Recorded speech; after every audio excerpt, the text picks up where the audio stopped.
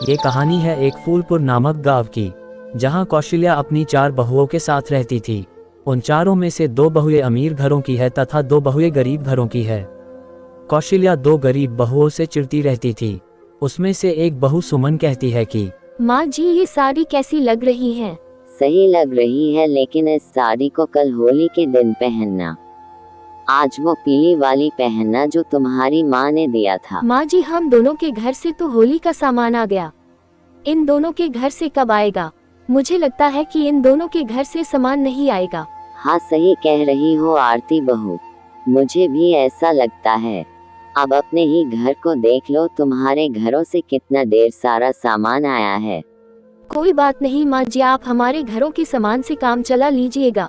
जीती रहो मेरी प्यारी बहुओं, तुम दोनों ने तो मेरा दिल जीत लिया है और तुम दोनों की वजह से मुझे मान सम्मान भी मिलता है। तभी वहां पर रिंकी और अंजलि आ जाती है। माँ जी, मैंने इस डब्बे में होली का सारा सामान रख दिया है, आप बता दीजिए कि मैं इसे कहाँ रखूं? कैसे क्या रखना है? तुमको मालूम नहीं क्या कि घर का सारा सामान कहाँ पर रखाता है? तुम दोनों को ही क्या पता होगा, दिन भर तो घूमती रहती हो।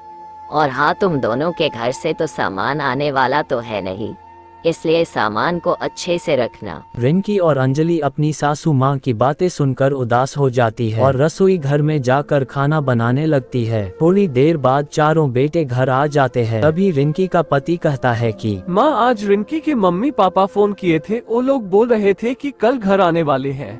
अभी थोड़ी देर पहले अंजलि के घर से भी फोन आया था, वो लोग भी बोल रहे थे आने के लिए। इन लोगों को कुछ देना तो है नहीं, बस मुंह उठा के चल देते हैं। जाने दो माँ, कहाँ कोई रोज रोज आता है। अब तो कल ही पता चलेगा कि कौन कौन आ रहा है।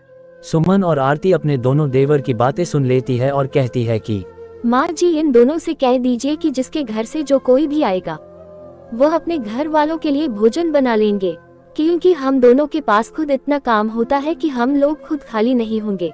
हाँ माँ जी, वैसे हमारे घर से तो कोई आएगा नहीं और होली का सामान तो हमारे घर से तो आ ही गया है, तो हमारा क्या काम होगा? हम तो अपनी होली का आनंद लेंगे, इसलिए हम दोनों आपसे पहले ही बता देते हैं। अच्छा ठीक है, मत करना तुम दोनों रसोई में काम। और तुम दोनों रिंकी और अंजलि सुन लो कान खोलकर, कल तुम दोनों भोजन में सिर्फ रोटी और सब्जी बनाना, क्योंकि दाल चावल महंग हो गए हैं। समझ में आया कि नहीं? अगर बात रही पकवान की तो सिर्फ थोड़ी से बनाना। रिंकी और अंजलि इस बार भी अपनी सासू माँ की बातें सुनकर चुप रह जाती है। अगले दिन छोटी होली थी। रिंकी और अंजलि अपने घर वालों के लिए रसोई में भोजन बना रही थी। सुबह से दोपहर हो गया था, लेकिन उनके घर वालों का कोई अता पता नहीं था। तभी अचानक से सुमन और आरती के घर वाले आ जाते हैं। ये देखकर सुमन और आरती चौंक जाते हैं और सुबह से आरती और सुमन रसोई घर में भी नहीं गए थे और उनकी सासू माँ तो पहले से बोल दी थी कि साधारण भोजन बनाने के लिए। अब क्या करें, मुझे तो पता ही नहीं था कि मेरे घर वाले भी आएंगे। मुझे भी तो क्या पता था कि मेरे दीदी और जीजा भी आएंगे माँ के साथ। एक बार माँ जी को बुलाकर बात करती हूँ। हाँ, कह तो सही रही हो तुम दोनों, बाजार से भी तो कितना मंगवाएंगे। जाओ, अब तुम ही लोग कुछ करो। तभी रिंकी और अंजलि आ जाती है। माँ जी, आप चिंता मत करिए, हम दोनों सब संभाल लेंगे।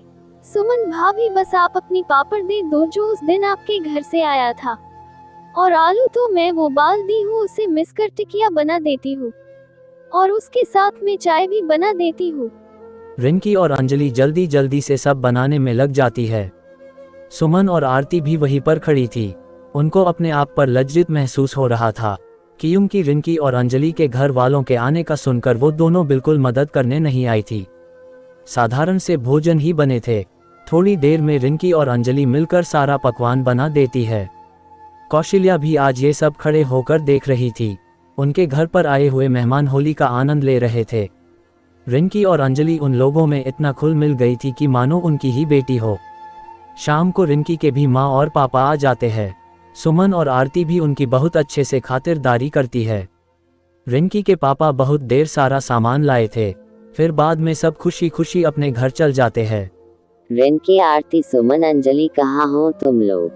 जल्दी चलो, होलिका दहन के पूजा में जाना है।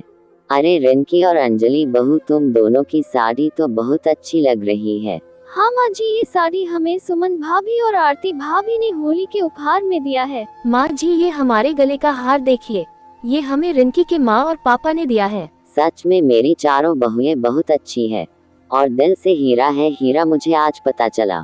और होली तो एक मेलजोल का पर्व है। मैं गलत थी, मुझे माफ कर दो। सब बहुएं मिलकर होलिका दहन की पूजा करती है। अगले दिन रंगों का त्योहार था। सब मिलकर खुशी खुशी इस पर्व को मनाते हैं।